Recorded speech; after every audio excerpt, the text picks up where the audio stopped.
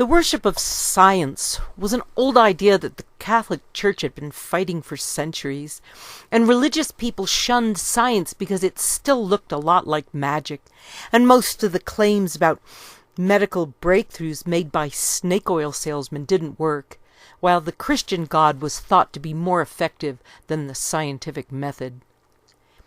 Magic gave people hope and allowed sick people time to heal instead of being bled, cupped, leeched, or exorcised. And because magic potions and rituals left people alone long enough to get better, it worked more often than doctors, but it didn't work often enough, and sickness was everywhere, and death a constant companion. Life expectancy in the year 1300 was 25 years, so teenagers were deciding most government actions during the Dark Ages, and by 1789 an expected lifespan had grown to 34 years, and in 1850 it was 39 years, and that improved to 50 years by the turn of the century in 1900. One could be expected to live to age 55 in 1920, and then 69 years in 1960. And by 1996, over 15,000 people in America would live to be over 100 years old. It had been thought during the Dark Ages that suffering was noble, so they would seek out pain, such as kneeling for hours in prayer, or whipping themselves, or going without food, or wearing scratchy clothes, or becoming hermits and taking vows of silence. In 1550, nobody knew how blood circulated, and Aristotle had proposed that only heavenly bodies went in circles, while things on earth had a beginning and an end. So doctors believed that blood just pumped back and forth, and it was not until Leonardo da Vinci that medical school became more than just cutting up dead bodies while a professor droned on in Latin. By 1570, French doctors decided that gunshot wounds healed better if treated with a poultice rather than with boiling oil, and they found that amputations worked better if the blood vessels were tied rather than sealed with red-hot irons, and they also figured out how to turn breech babies before they were born. Anesthetic would not be invented until 1846, but being able to put patients to sleep only made surgery more dangerous because they still had no idea what caused infection, which Lister would remedy in 1865. Every few years, whole communities would go stark raving mad because they stored their grain in common rather than in small piles in separate homes, and the piles were too large to let in air to keep out moisture, so the grain would grow a specific mold that had hallucinogenic properties, namely ergot, and whole villages would lose their minds after eating it. Sometimes the symptoms would only subside when they ran out of grain, and ergot didn't cause mere hallucinations, but also made the hands and feet turn black, and feeding the moldy grain to the chickens made their feet turn black too.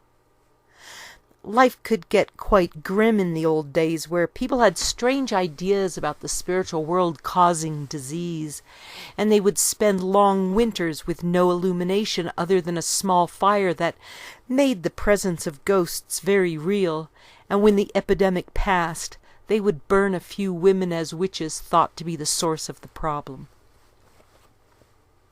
Before 1780, half of all babies died before their 10th birthday, and by 1820 only 1/3 of them died, and in Hungary the statistics were much better after Semmelweis told doctors to wash their hands before delivering babies. Before Semmelweis, doctors spent their time between births in the cadaver rooms cutting up corpses, so giving birth in hospitals had been very dangerous, with more mothers dying in them than those who stayed home.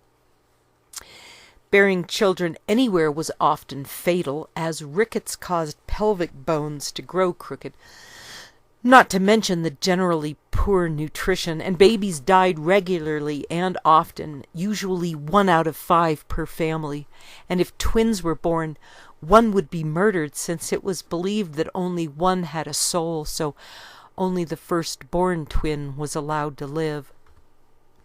After the Hundred Years' War, the plague would descend every 25 years to kill half the population during the next 5 years, and the first year would be the worst, with fewer dying every year until the plague crept away, leaving as mysteriously as it had come. The Black Death was spread by fleas on rats that lived on board ships, and the large wooden ships carried hordes of rats in their inner chambers and transported them all over the world. The plague had first come from Asia over the Silk Road, and the Asian rat that would be called the European black rat was friendlier than the Norway wharf rat, a more fierce rodent that preferred living outside, and the European rats were not afraid of people and would move into their houses and thereby spread the plague. As the Black Death went around the world, it killed millions of people everywhere, and Germany suffered the least, while Italy suffered the most. And the good that came out of the death was that as many rich people died as poor people, which helped put to rest the notion that nobility were superior to common folk, since plague was an equal opportunity destroyer. There was no known cure for the Black Plague, and the disease did not care whether people prayed or not, and that helped change the idea that God caused sickness as punishment because good people died right alongside the bad ones. 1 out of every 4 Europeans would die of the bubonic plague, as well as half of London, and the clothes of the dead victims were supposed to be burnt. But clothing was valuable, so people took it home after pretending to burn it. Infected houses were quarantined and exposed to the air for 40 days, even though it failed to stop the plague, and smoking tobacco was thought to prevent the disease because lungs coated with tar from tobacco or from wood soot were better able to stop airborne pathogens from entering the bloodstream. When Count von Rumford, also known as Sir Benjamin Thompson, invented an improved chimney in the 1790s, he took his idea to Russia, where people lived in small houses with an open fire indoors and a hole in the middle of the ceiling to let the smoke out. And the Russians refused to put Rumford's chimneys in their houses because they were convinced that wood smoke protected them from disease. The English needed chimneys because they were burning coal in their home fireplaces after cutting down most of their trees, since it had taken 1,000 trees to build a single ship, and coal would not replace wood in America as a source of home heating until 1885. The search for a cure for the Black Plague went on, and sometimes an epidemic would go on for more than 10 years, and the Great London Plague of 1665 had begun and ended with a fire, while the cause of the disease had remained a mystery. When plague was finally brought under control, it was a great boon to humanity as people were finally able to travel and engage in trade, although the scourge had not disappeared entirely and 50,000 people in Manchuria would die of plague in 1910. The Age of Reason came directly out of the Black Death because people wanted to know how it could have happened, not just the science of the disease, but what God could have possibly been thinking.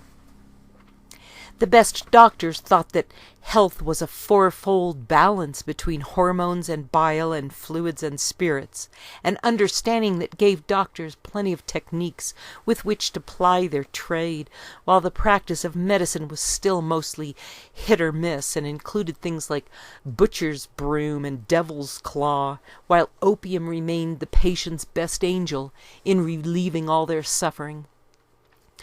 When Elias Howe invented the sewing machine in 1846, better clothing went a long way towards staving off disease. Cholera came from India and was spread by the ships of the British East India Company, and the word quarantine came from the Italian word for 40, because sailors were kept on board for 40 days when they arrived in port to give any disease time to run its course, and Spanish sailors came back from Haiti in 1493 with syphilis, and it would not be until 1909 that the German Jew Paul Ehrlich found a cure for syphilis with his compound 606. Syphilis spread as armies marched, so Napoleon can be credited with the spread of syphilis in Europe.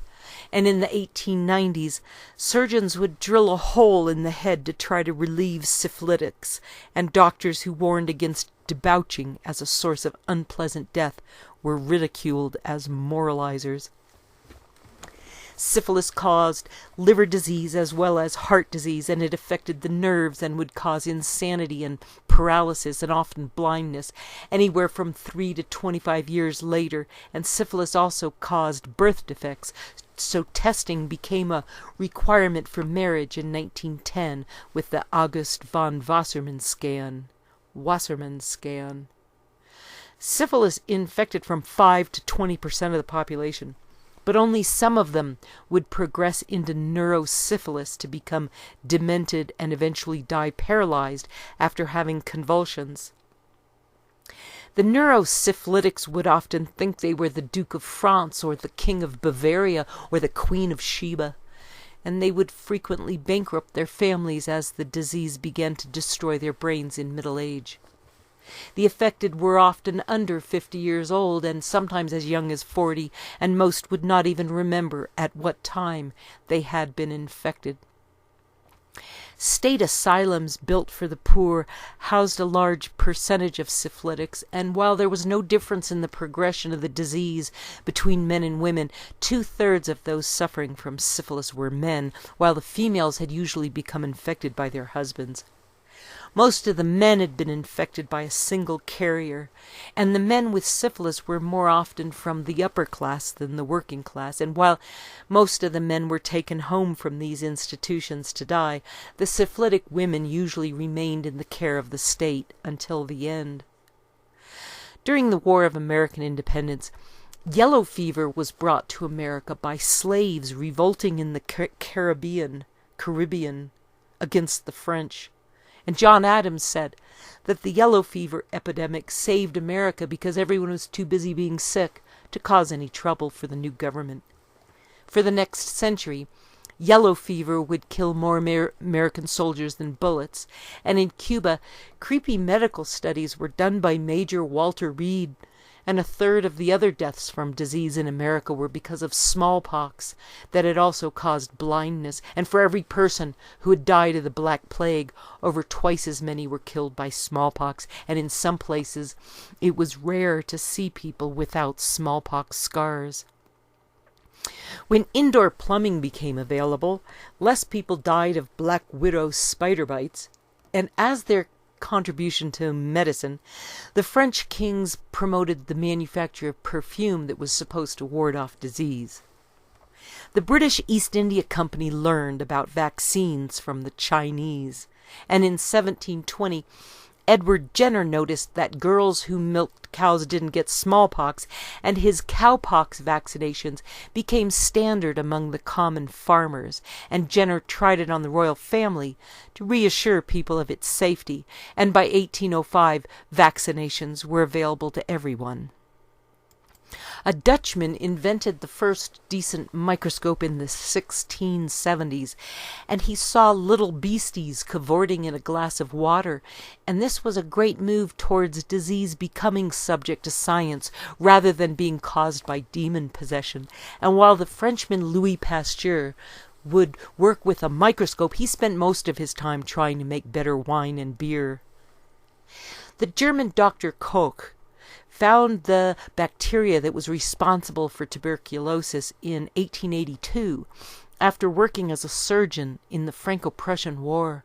And TB usually went after the lungs, but also spread to the brain and bones and some organs. And the disease caused a lot of pain, and patients became weak and coughed and sweat all night and couldn't breathe, and the body wasted away.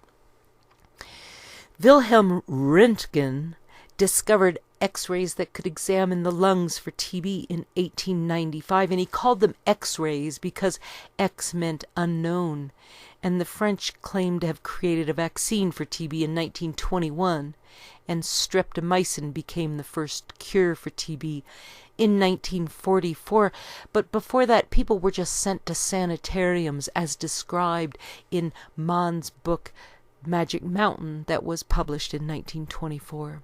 That year, Dr. Florence Siebert figured out how to distill water for safe intravenous transfusions, and she isolated the active part of tuberculosis and came up with the first real test for TB, and her skin test was adopted in America in 1941 and by the WHO in 1952.